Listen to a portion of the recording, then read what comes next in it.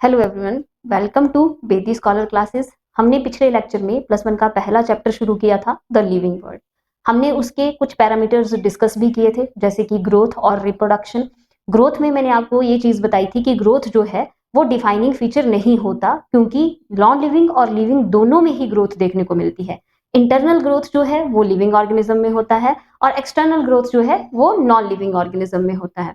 अगर रिप्रोडक्शन में बात करूं तो रिप्रोडक्शन मैंने एसेक्सुअली और सेक्सुअली दो तरह की बताई थी आपको, और रिप्रोडक्शन भी डिफाइनिंग फीचर नहीं था, क्योंकि कुछ ऑर्गेनिज्म, कुछ एक्सेप्शंस लिविंग ऑर्गेनिज्म में आ जाती हैं, जिनकी वजह से रिप्रोडक्शन डिफाइनिंग फीचर नहीं होता हमारे पास। तो अब आपके पास दो तरह के ऑर्गेनिज्म है, आगे शुरू करते हैं। दो तरह के ऑर्गेनिज्म है, दो तरह के ऑर्गेनिज्म, एक है यूनिसेलुलर और दूसरा आपके पास रहेगा मल्टी सेलुलर। अब यूनिसेलुलर ऑर्गेनिज्म एक सिंगल सेल का ऑर्गेनिज्म जब डिवाइड करता है तो इसके बनते हैं दो सेल। इसमें यूनिसेलुलर ऑर्गेनिज्म में इस चीज को क्या बोला जाता है? रिप्रोडक्शन बोला जाता है। जब सेल डिवाइड किया तो यूनिसेलुलर ऑर्गेनिज्म रिप्रोड्यूस कर रहा है। हमने रिप्रोडक्शन में इसका एग्जांपल पढ़ा था, बाइनरी फिशन के थ्रू करते हैं, ठीक है। अब आपके पास अगर, और हम नॉर्मली जनरली सेल डिवाइडिंग को क्या बोलते हैं? ग्रोथ बोलते हैं। तो मतलब यूनिसेलुलर ऑर्गेनिज्म में reproduction is equal to growth. Reproduction जो है वो किसके बराबर है? ग्रोथ के बराबर है। कि अगर एक सेल डिवाइड कर रहा है तो अगर हम उसको बोलते हैं कि ग्रोथ हो रही है, तो यूनिसेलुलर ऑर्गेनिज्म में जब एक सेल डिवाइड करता है तो उसको रिप्रोडक्शन भी बोला जाता है। तो एक टर्म दी गई है एनसीईआरटी में, that is known as mutually inclusive events. Mutually inclusive events मतलब यूनिसेलुलर ऑर्गेनिज्म में reproduction and growth mutually inclusive events होते हैं। Growth is equal to reproduction. अगर सेल डिवाइड करेगा तो दैट इज ग्रोथ, अगर सेल डिवाइड करेगा तो that is a reproduction in unicellular organism. तो यहाँ पे ये दोनों जो है वो म्यूचुअली इंक्लूसिव इवेंट्स होते हैं। बहुत इंपॉर्टेंट क्वेश्चन है, आता है ये हमेशा ही पेपर में। अगर मैं मल्टी सेलुलर ऑर्गेनिज्म की बात करूं तो इसमें अगर एक सेल दो सेल में डिवाइड हो रहा है, डिवीजन हो रही है, तो इसको हम केवल और केवल रिप्रोडक्शन, सॉरी, इसमें इसको हम केवल और केवल ग्रोथ बोलेंगे, रिप्रोडक्शन नहीं बोलेंगे। इसको हम ग्रोथ बोलेंगे, रिप्रोडक्शन नहीं बोलेंगे, क्योंकि जब भी हमारी बॉडी के सेल डिवाइड करते हैं तो हम रिप्रोड्यूस नहीं कर रहे होते, हम ग्रो कर रहे होते हैं। और रिप्रोडक्शन हमारे में सेक्सुअल रिप्रोडक्शन रहती है मल्टी सेलुलर ऑर्गेनिज्म में मोस्टली, तो उसमें आपको पता है कि गैमीट फॉर्मेशन होगा, फ्यूजन ऑफ गैमीट होगा, वो रिप्रोडक्शन होगी, सेल डिवीजन रिप्रोडक्शन नहीं होगा। तो इसमें growth is not equal to reproduction, growth is not equal to reproduction और reproduction is not equal to growth. तो इसमें क्या हो जाएगा? ये दोनों ही म्यूचुअली एक्सक्लूसिव इवेंट्स होते हैं। In multi cellular organism growth and reproduction are mutually exclusive event, दो अलग अलग इवेंट हैं। और in unicellular organism growth and reproduction are mutually inclusive events होते हैं हमारे पास। तो ये ग्रोथ और रिप्रोडक्शन दोनों का एक कॉन्सेप्ट है जहां से क्वेश्चन पूछा ही जाता है हमेशा और हमेशा। चलिए आगे हम तीसरे पैरामीटर की बात करते हैं, और तीसरा पैरामीटर था हमारा metabolism. Third parameter is metabolism. तो मेटाबॉलिज्म का मतलब क्या होता है? What is metabolism? मेटाबॉलिज्म का मतलब है sum total of all reactions, ठीक है। जितने भी रिएक्शन बॉडी में चल रहे हैं उन सब का सम अप, उन सबको इकट्ठा हम क्या बोलते हैं? मेटाबॉलिज्म बोलते हैं। अब मेटाबॉलिज्म जो है वो दो तरह का होता है, दो रिएक्शंस होते हैं उसमें। एक रहेगा आपके पास एनाबॉलिज्म और दूसरा रहेगा आपके पास कैटाबॉलिज्म। एक है कैटाबॉलिक रिएक्शन और दूसरा है आपका एनाबॉलिक रिएक्शन। अब what is catabolic reaction and what is anabolic reaction, ये चीज देख लेते हैं। कैटाबॉलिज्म क्या है, एनाबॉलिज्म क्या है आपके पास? तो कैटाबॉलिज्म में, कैटाबॉलिज्म का मतलब होता है कि ब्रेक डाउन करना, वो रिएक्शन जिसमें कोई चीज टूट रही है, that is known as catabolism. और एनाबॉलिज्म का मतलब क्या है? एनाबॉलिज्म का मतलब है किसी चीज का बनना, ऐसे रिएक्शन जिसमें कुछ बन रहा हो, ठीक है। तो अब आपके पास दो तरह के मैंने रिएक्शंस बताए, एक है कैटाबॉलिज्म और दूसरा है एनाबॉलिज्म। एनाबॉलिज्म, कैटाबॉलिज्म का मतलब क्या हुआ? Break down, break down. और एनाबॉलिज्म का मतलब क्या हुआ? सिंथेसिस।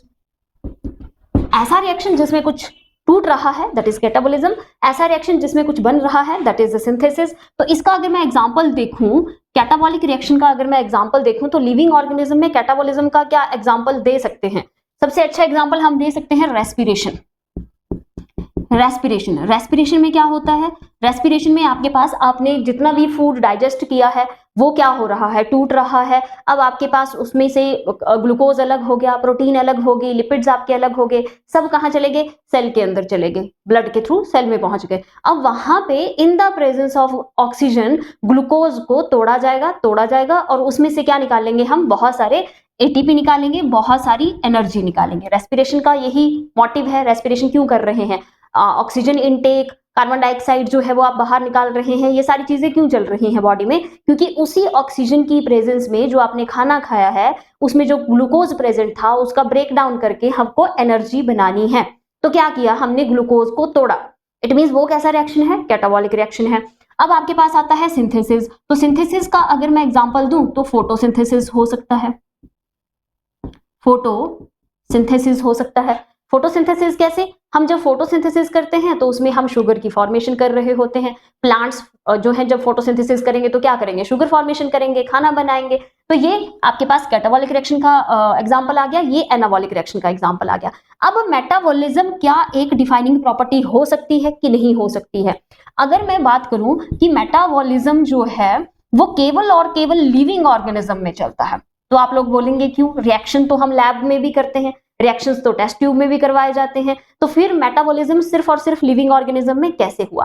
तो मैंने अभी आपको बताया कि मेटाबॉलिज्म और रिएक्शंस में फर्क है। Metabolism sum total of all reaction की बात हो रही है, जितने भी रिएक्शन है वो सारा सम अप है एक लिविंग बॉडी में। लेकिन यहाँ पे एक रिएक्शन की अगर मैं बात करूं तो कैटाबॉलिज्म अलग रिएक्शन हो जाएगा, एनाबॉलिज्म अलग रिएक्शन हो जाएगा।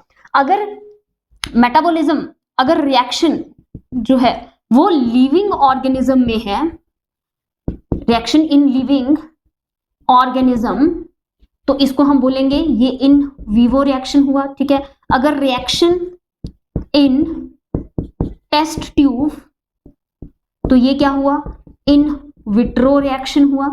अब जो टेस्ट ट्यूब में रिएक्शन होता है, टेस्ट ट्यूब में जो रिएक्शन है, टेस्ट ट्यूब का रिएक्शन जो है ना ही लिविंग होता है, ना ही हम ऐसे बोलेंगे कि लिविंग ऑर्गेनिज्म में है, ना ही हम ऐसे बोलेंगे कि नॉन लिविंग ऑर्गेनिज्म में है। आप कभी भी टेस्ट ट्यूब को या लैब को as a non living object consider नहीं कर सकते हैं, ठीक है। तो यहाँ पे भी नॉन लिविंग हम नहीं बोलेंगे।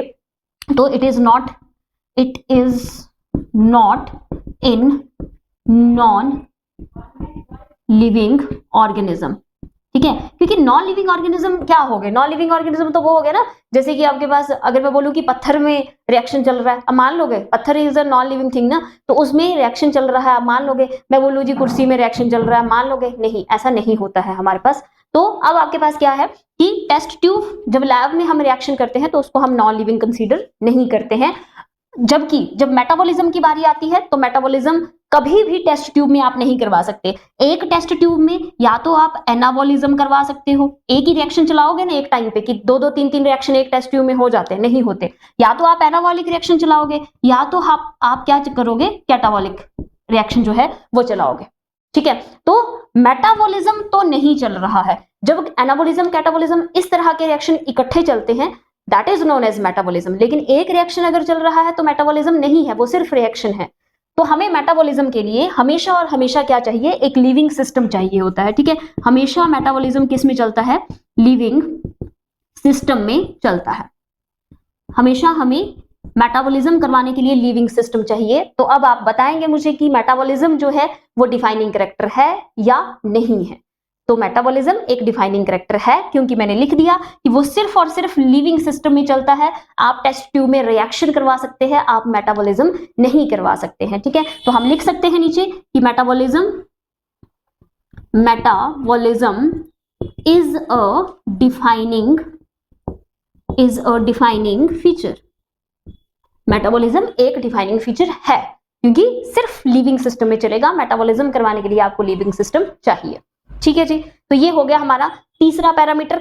चौथा पैरामीटर अगर देखें तो मैंने चौथा पैरामीटर आपको क्या करवाया था, सेल ऑर्गेनाइजेशन। तो सेल ऑर्गेनाइजेशन जो है वो तो सीधा सीधा ही हमें पता चलता है कि सेल ऑर्गेनाइजेशन एक लिविंग सेल ऑर्गेनाइजेशन सिर्फ और सिर्फ किस में होगा, लिविंग सिस्टम में ही होगा। क्योंकि अगर वही चीज वापिस आ गई है ना कि मैं बोलूं पत्थर के सेल हैं, तो मान लोगे क्या पत्थर के सेल है या पत्थर में सेल ऑर्गेनाइजेशन है, पत्थर यूनिसेलुलर है, पत्थर मल्टी सेलुलर है, ऐसा नहीं होता है।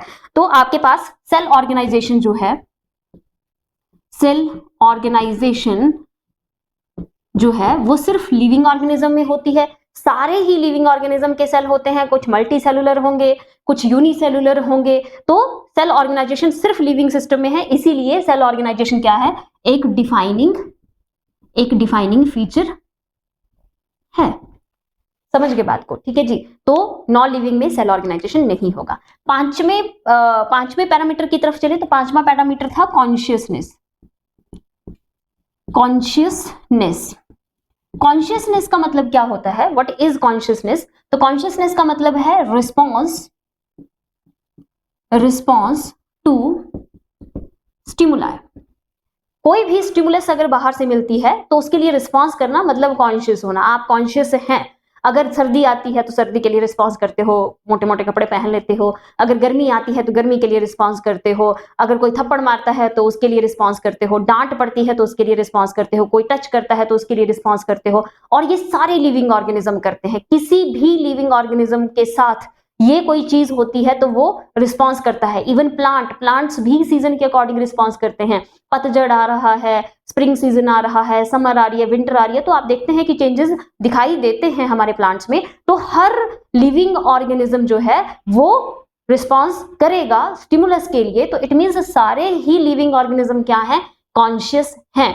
एक और टर्म आती है that is self consciousness. Self consciousness क्या होता है कि अपने लिए हम कितना जागरूक हैं, हम अपने बारे में कितना सोच रहे हैं। तो सेल्फ कॉन्शियसनेस सिर्फ और सिर्फ किस में होती है, ह्यूमन में होती है ना। ह्यूमंस ही हैं, हम लोग ही हैं जो उठ के सुबह ये सोचते हैं आज मैंने ये पहनना है, आज मैंने ये खाना है, मुझे ऐसा दिखना है, मुझे ऐसा लगना है, मुझे जिंदगी में ये करना है, मुझे ये पढ़ाई करनी है, ये बनना है। किसी और ऑर्गेनिज्म को क्या पड़ी है कि उसने सुबह उठ के क्या खाना है, क्यों खाना है, क्या पहनना है, कैसा दिखना है, किसी को कुछ नहीं पड़ी है। ये सिर्फ और सिर्फ किसको पड़ी होती है, ह्यूमंस को, कि हमें कैसा दिखना है और हमें क्या बनना है जिंदगी में। तो सेल्फ कॉन्शियसनेस सिर्फ और सिर्फ किस में हुई, ह्यूमंस में हुई। लेकिन कॉन्शियसनेस सारे लिविंग ऑर्गेनिज्म में होती है। किसी भी स्टिमुलस के लिए रिस्पॉन्स करना, दैट इज अ कॉन्शियसनेस। अब आपके पास सीधी सीधी बात है कि अगर ये सारे लिविंग ऑर्गेनिज्म में है तो कॉन्शियसनेस क्या हो गई, कॉन्शियसनेस क्या हो गया, एक डिफाइनिंग प्रॉपर्टी है, एक डिफाइनिंग फीचर है आपके पास। और सेल्फ कॉन्शियसनेस की बात करूं तो ये डिफाइनिंग फीचर नहीं है, ठीक है, not a defining feature, not a defining feature. ये डिफाइनिंग फीचर नहीं है क्योंकि ये सिर्फ ह्यूमंस में होता है, बाकी किसी में भी नहीं होता है। फिर बात आ जाती है कि कुछ लोग कोमा में चले जाते हैं। तो कोमा में जाने का मतलब क्या हुआ कि जो बंदा कोमा में है क्या वो लिविंग है कि नॉन लिविंग है, वो तो कॉन्शियस है नहीं, वो तो रिस्पॉन्स करता नहीं किसी चीज के लिए, है ना। तो उसको क्या बोलेंगे हम, है तो वो लिविंग लेकिन वो रिस्पॉन्स तो कर नहीं रहा। तो इस केस में रिस्पॉन्स नहीं कर रहा, कॉन्शियस नहीं है, तो इस केस में हम ऐसा बोल देते हैं कि जो कोमा में बंदा होता है ना तो हम उसको लिविंग कंसीडर करते हैं, ना ही हम उसको नॉन लिविंग कंसीडर करते हैं। फिलहाल के लिए वो कुछ रिस्पॉन्स नहीं कर रहा है और जब हो सकता है आने वाले टाइम में वो बिल्कुल डेड हो जाए, या फिर ये भी हो सकता है कि आने वाले टाइम में वो सारी चीजों के लिए रिस्पॉन्स करने शुरू कर दे। तो फिलहाल जब तक वो ड्यूरिंग कोमा, जब तक वो कोमा में है तब तक हम उसको लिविंग नॉन लिविंग कुछ भी कंसीडर नहीं करेंगे।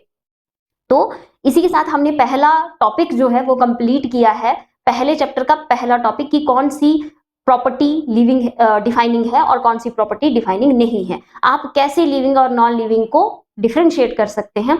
तो आपने जाने से पहले मेरे चैनल को लाइक करना है, शेयर करना है, सब्सक्राइब करना है, अपने दोस्तों तक पहुंचाना है। आगे की बातें हम आगे के लेक्चर में